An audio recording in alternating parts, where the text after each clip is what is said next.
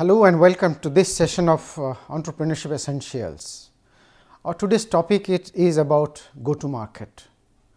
After you have validated your product by the customers, how to go about it, go to market strategies can define success, can actually lead to failure. This is very critical for start of success. So, let us see what is there today.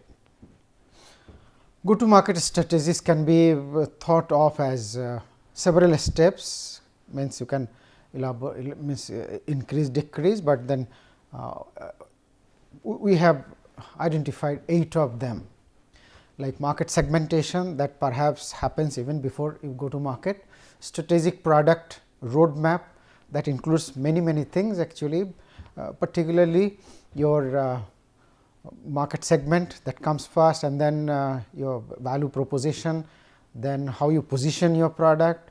So, the entire target about what should be your targeted revenue from the product. So, it is aligned with your mission, vision, etc. Then business and pricing model, distribution channel, partner model, means how you are going to reach your product to the customer. Then corporate communication approach starts with making customers aware about your value proposition, then so that they start evaluating, and then you decide how you can actually reach the product to them. Then demand generation, means even if customers come to know about the product, it is not necessary that they will start buying immediately. So, maybe you have to continuously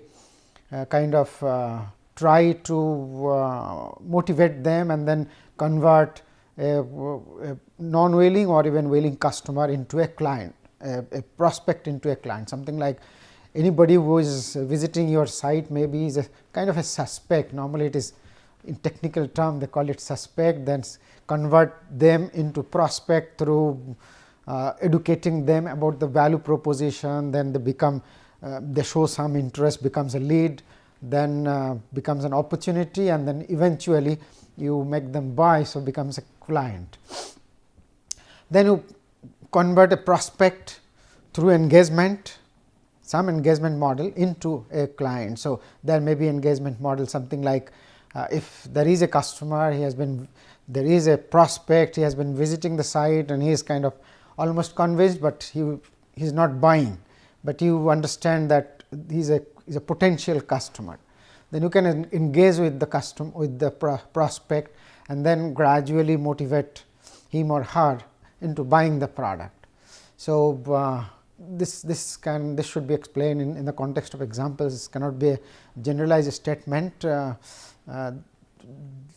we will move forward and then see. Then goals and targets, that is about your marketing goals, what kind of targets you are working on. Acquiring and retaining growing number of customers are most important, goes without saying. So, is making profit. Just the other previous lectures, I suppose I mentioned that just having high turnover is kind of a vanity metric. So, what is the holy grail of higher profit? That should be the point of interest for us. Go to market plan or strategy describes the explicit methods an organization will use to achieve a specific goals with prospects or customers to convert them into profit. So, that is why go to market strategies are so very important for startup to be successful. Go to market strategy must start with a clear understanding of the customer. Obviously, unless somebody does not understand the customer, then nothing can be planned. So, this whole slide is kind of a definition that I have made. Go to market strategy must start with the client, then how they would come to know about your product, how they would evaluate and make decisions to buy, then what would they find compelling about it, meaning what is the value proposition, competing value proposition, how would they buy, meaning what is the channel through which they will buy, whether one line or through retail or through franchisee or any other model, how you would deliver, meaning how you deliver the product to them, home delivery or they procure from the local retail store, how would you remain engaged with customer post sale, meaning that selling once is a kind of a very small part of the business, because acquiring a customer is very costly, as we have seen in the previous session. So, retaining them over long term is the mantra for making profit. So, you spend a lot of money to acquire a customer, then you remain engaged with them, so that they come back repeatedly and then eventually you make profit. Most of us believe that we ourselves are part of customers, because we buy, customers are also buy. So, we understand the customer. There is nothing much to know about customer, and we produce and send it through some means maybe, and then there is a business, but it is not always so. The fact is that very few organizations actually understand their customer in enough depth to create powerful and winning go to market strategies. They think they do, but as Friedman says, they actually do not. I will refer to Friedman frequently moving forward. The most common mistake is that majority think that they know the customer, but they actually do not know. They are mostly wrong. You may know your customer from, you should know customer from customers themselves, meaning that unless you have talked to some customers, you actually do not know anything about their aspiration, their needs, their likings and their affordability. Very important is affordability. Common sense does not actually help to understand customer. Here is some kind of text from the book Crossing the Chasm. So, Geoffrey Moore and another author, forgot the name, I have moving forward. So, they mention, I think I have mentioned about crossing the chasm. Crossing the chasm is you go to market, and then initially you have early adopters. Even earlier, to gain early adopters is a huge thing. You need to really formulate strategy, go to market strategy, and only then you can acquire. Then from early adopters to early majority is a huge leap forward, and many startups actually fail on that front. So, that is referred to as kind of chasm, or say it is a kind of a tornado or something. So, majority actually fail there. So, whatever they say definitely holds. Their book has been recognized as kind of a trusted source of knowledge on marketing. So, we have no reason to believe otherwise. They say that a market may be defined as a set of actual and potential customers for a given set of products or services who have a common set of needs and wants. It is very commonsensical. They extend that by saying, and who reference each other when making a buying decision. And they elaborate the last part, saying that the notion that part of what defines a high-tech market is the tendency of its members to reference each other when making buying decisions. That is what is happening nowadays. That is what is the succinct part of viral marketing. This is absolutely key to successful high-tech marketing. Marketing includes branding, messaging, and all kinds of communication that you use to convey to the customer that you exist, that you offer unique value proposition. That can be public relations, that can be advertisement, that can be some kind of research, and then doing some analytics to capture customers' behavior, and then refine your strategy to reach to them, how to reach to them, meaning you can target segment, sub-segment, and you can actually be laser focused and target a very small group of people separately, even a single customer separately if you are say selling some high value product. So, something like a high value car or something, you name it, it lives under the broader canopy of marketing. So, if you think of marketing as a subject, everything comes under that, as defined by Simona Covell just wrote recently at inc.com. So, I have the reference right here. So, you can download that, it is freely downloadable, and there are many more things written there.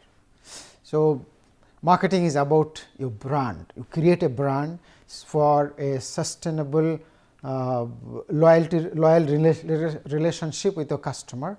So that you can extract value throughout their lifetime. But to do that, you need a brand, and the loyalty actually is around the brand, and brand may be represented in terms of a logo, or maybe a kind of a tagline, or some kind of a statement, a word like say Colgate, or say Hindustan Lever, or say Tata Motors or something. So, it is about how your company makes people feel. The logo actually is tied to the people's perception, people's perception about your company, the trust that your company is associated with, whether they can trust your company, value proposition, your ethical standard, etc., etc., and that defines whether they will remain with you for a long time. The feeling that you evoke is at the heart of your brand. Brand is like a container, as I said, that holds the value that you create in the minds of customers about your product, service, particularly about your company as a whole. Because if you can create a trust about your company, then you can keep on launching new product, which are kind of maybe related to the first product, second product, and then you can extend products after products to remain at the growth phase of the company continuously, and then that eventually keep customers loyal. It takes 20, this is a quotation from Warren Buffett, it is a wonderful quotation actually. It takes 20 years to build a reputation, and it takes only 5 minutes to ruin it. If you think about that, you will do things differently, meaning that you will never try to commit mistake intentionally, and of course, unintentionally people do make, but then many people make mistakes intentionally, at least that can be avoided. So, people should not use shortcut to gain loyalty. If this is another quotation, if people believe they share values with a company, people means customer, they will stay loyal to the brand. Same thing said differently at different places.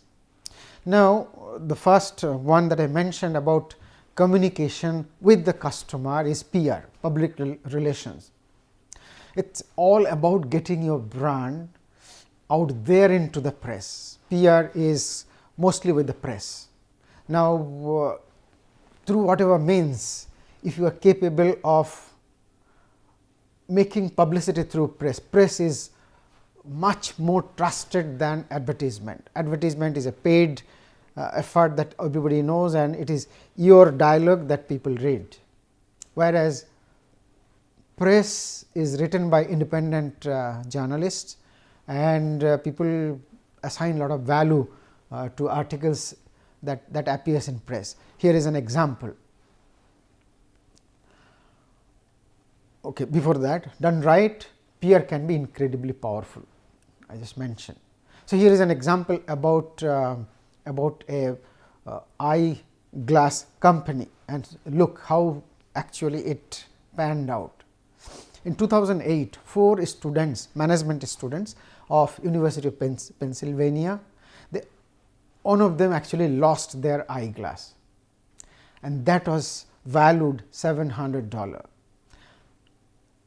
Till that time, or maybe even couple of years later also, the whole of eyeglass industry used to be controlled by an Italian company, and they had monopoly in the whole world. About 80% of the eyeglasses were sold by them. So, because they had monopoly, they used to price at very high level. $700 is the price of an iPhone. So, these students, when they were kind of exploring as to one of them lost an eyeglass, and he was kind of sad. So, they were kind of thinking and deliberating as to why it should be so costly to buy another one, something like that. So, they thought that here is a pain point and here is a market that is ready for disruption, and they decided immediately that they are going to do something about it. They are going to come up with a business model. And then throughout their 2 years of management study, they actually conceived a business model.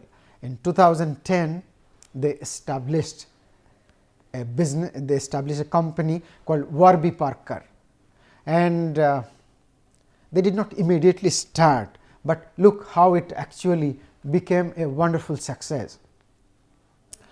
GQ and Vogue magazine actually agreed to write an article on Warby Parker.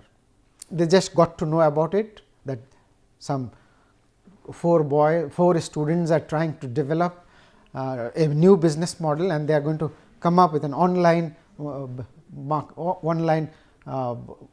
e-commerce company for selling eyeglasses. So, they approached these students that we can actually publish articles in our journal about it, because this looks like a wonderful business idea. So, they decided, and then eventually they decided that this article will come out on 15th of Feb 2010. So, when this company became aware that GQ is going to bring out the article on 15th of February, they were not actually ready with inventory, they were not ready with their website, but still they somehow conjured up a website which was not perfect, but then they started, means they started their kind of, they went online only on 15th of February when the article was online. And look at the miracle that happened. They were selling sunglasses for $95, eyeglasses, which were actually selling at $700 odd at that time. So, but then they had different models. Initially they thought they will send, because many people actually were apprehensive that people may not buy eyeglasses online, because people want to wear it and look at the mirror and then understand how do they look into the mirror, only then they decide. So, what they came up with is like they would send 5 eyeglasses in a package, and then people will try all the 5 and choose only one. They will return the remaining 4 back to the company. But then they did not have sufficient inventory, etc., etc. The moment this article was in the press, there was huge demand, so much so that 20,000 people were kind of waitlisted, because they did not have in their website, they forgot to mention about out of stock or sold out indication. The company hit its first year production targets, sales target, not production, they were not actually producing. The first year production sales target in just 3 weeks time. That was the power of public relation, that was the power of single article. But know the axiom, one size does not fit all, meaning that you manufacture anything or everything, or you try to market any other things, and you really cannot expect that single press is going to do wonder. There was a startup at IIT Kharagpur, and then they were in the business of IoT. They were trying to their business model was something like this, that suppose you are in the ground floor and you have a light in the first floor. So, you should be able to switch off your light or fan or anything from an app in your cell phone, whether it is home or office or any other place. But then the market was the kind of eyeglass market where the pain was so very felt, so very deep, like people it pinched many people to buy a $700 eyeglass, but then many people could not afford. So, the moment there was one at $70, $95, so many people actually realized that they can now afford similar kind of eyeglass that were available for $700. So, the pain was so very deep and so very obvious, and people were crying for a solution literally. But then this IoT, people are yet to be ready for this kind of a product, means they may not actually feel the similar kind of pain. The pain may not be as deep as that. So, it was not so much successful, even though there were press publicity. Number of times they won competitions. In spite of all of them, they could not really make headway. So, the business model, the product strategy, product market strategy, all should come together to decide what kind of PR you do and whether PR is going to be going to give you the kind of success that you desire. So, PR does not work for everyone, and it has to be kind of executed adeptly. Not all media hits are created equal. PR is only one of the marketing tools. There are many other tools, as I said. In order to be effective, the customer story must resonate with your value proposition, meaning that the customer pain, their aspiration, like this eyeglass, the pain was very deep and everybody kind of aspired to get one or maybe many pairs of eyeglasses. So, it actually worked. So, one has to really kind of think about the customer pain, number one, and then what their story is, what they are actually hoping to get around that. After PR is actually advertising. Obviously, it is a paid thing, means you have to pay for it, unlike PR.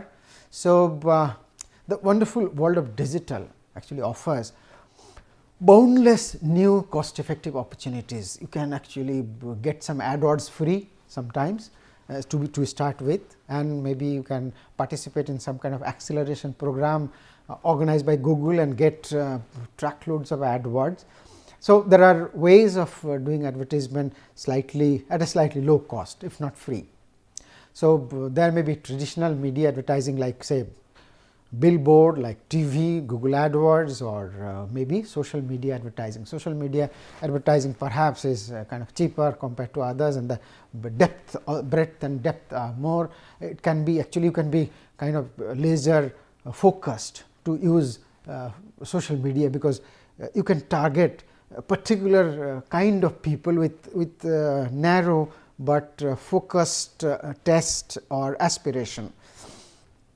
Online advertising in particular can be incredibly granular. Granular means you can target a small segment with small product differentiation. Same product with bit of differentiation, like say a cell phone with more RAM, with maybe more say maybe hard disk space, or maybe many more things. Means everybody is not looking for similar kind of features. So, you can make differentiation, maybe make 3-4 separate embodiments and then target different groups of people through social media.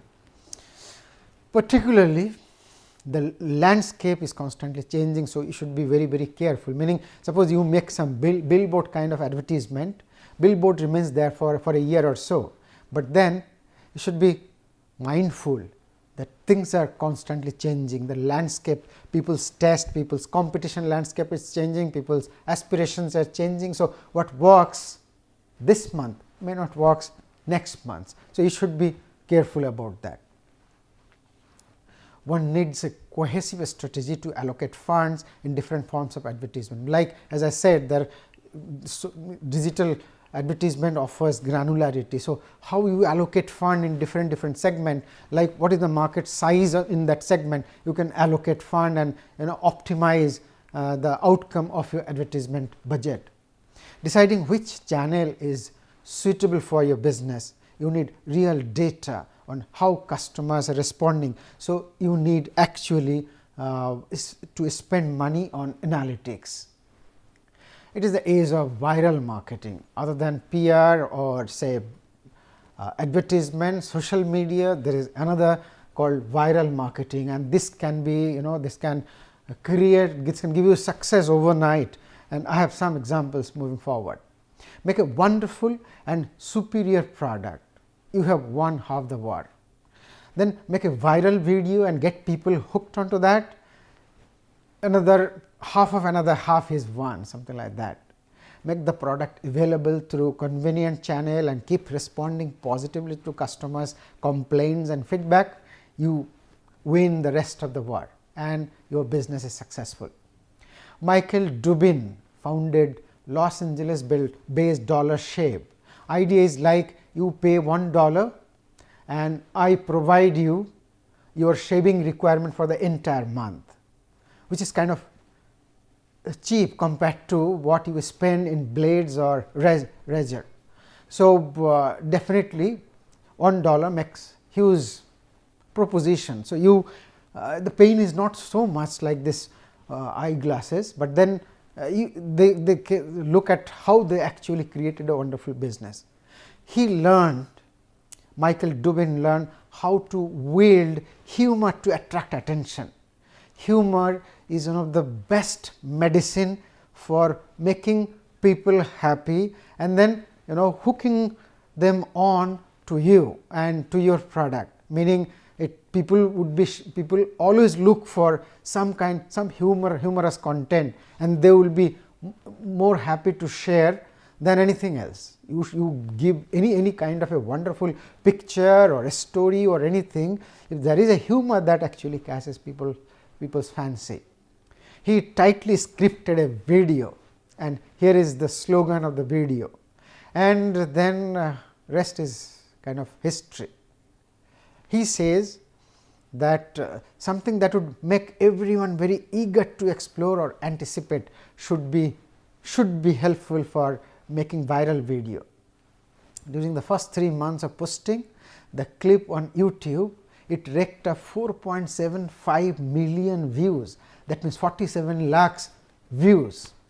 In the first 48 hours of posting on the YouTube, some 12,000 people actually signed up for the service, when the service perhaps just started. People tend to remember, this is a quotation by him, people tend to remember things when they are musically presented, and humor actually, comedy or humor actually is a form of music. When you are launching a new business and sharing a new idea, if you can get people to remember it, you win the game. And a comic or a humor can always something that people try to remember, even they try to memorize so that they can reproduce elsewhere. So, you get connected. One of their creative secrets, be unexpected. Do not give them, means your audience, a video they could have written themselves, that will not make them interesting. Dropbox is another idea we have already discussed, but just with a bit of a new flavor. Venture capitalists told, there are million file sharing startups, none is doing well. Why should anyone invest in the million plus first company? Then Drew Houston, he replied, do you use any of them? As an expert, because you are a venture capitalist, you will be sharing files on a daily basis. So, do you use any of them? The VC says no. So, Drew promised them that when my product is available or it is already available, you try and you will sustainably use it. So, Dropbox minimum viable product was just a 3-minute video that was on Hasha News, and lots of immediate and high quality feedback. He immediately received lots of high quality feedback and sign up. Lot of people signed actually. What they also did is a simple landing page like Google, not lot of too many contents, etc., so that they could attract public's interest. Their waiting list of the beta version, just the beta version, jumped from 5,000 to 75,000 in a single day. What else can anybody expect while launching a new business? Here is what they learned. This is by Drew himself. Biggest risk, making something that no one wants, no one needs, or maybe. Not launching is painful. You delay or you do not launch, you have an idea, it may be painful. But not learning is fatal. Make big noise while launching, so that many people come to know, and the moment people come to know, many of them will actually inquire deeper inside, and then they will turn into customer.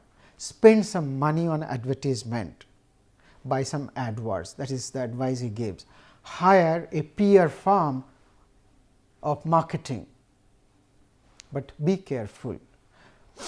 Many spend about US dollar 300 to acquire customer, like you hire a peer firm and you estimate that I am going to gain some 100,000 customer. So, you estimate how much money I can spend. So, maybe $300 a customer. Make sure about your payback period, how many times they are expected to come back, what is the power of your product, so that they come back again and again, and then you estimate is the payback period is about 1 year or less, go ahead, otherwise you have to think again. Key takeaway: product market fit cures many sins of management. You may not be able to manage your business well, but then if there is unique product market fit and there is a compelling pain in the target customers, it will cure some part of the management deficiencies. And then again the same axiom, same tactics, marketing tactics may not work everywhere. Here is what Drew actually presented. It is available in slide share, I have copied from there. A person hears about Dropbox from a friend or blog or something, and then think that okay, let me try.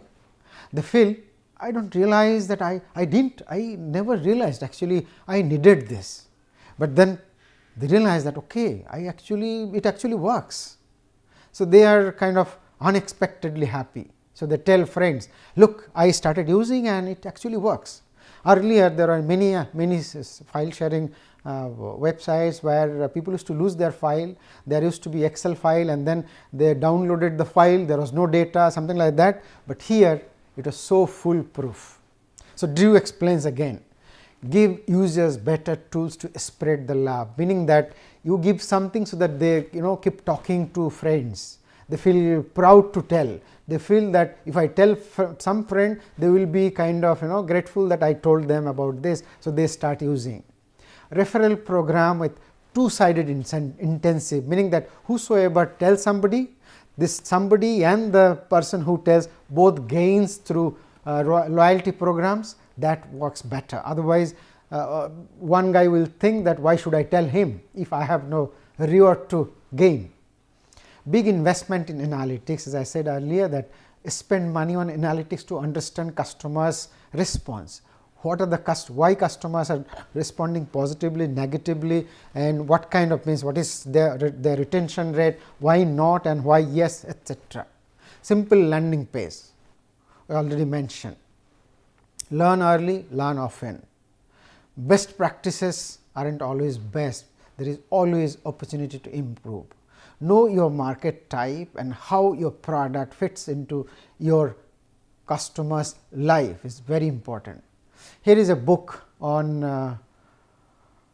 go to market strategy. I was frantically looking for a book as a reference, but I received only one book, and that is I already bought this book. It is a 2002 book, so obviously it is quite old for current market situation, but the book is good, I would say. And if you want a theory, the book gives 10 commandments for go to market strategies. So, maybe some of them are not so, all of them are always relevant, but some of them may have lost some relevance, or maybe some of them have gained more relevance now with this digital expansion of digital footprint. So, you should read them and then connect with latest material that may be available. So, I will not extend beyond this point because I have already completed half an hour. We will continue in the next session. Thank you very much.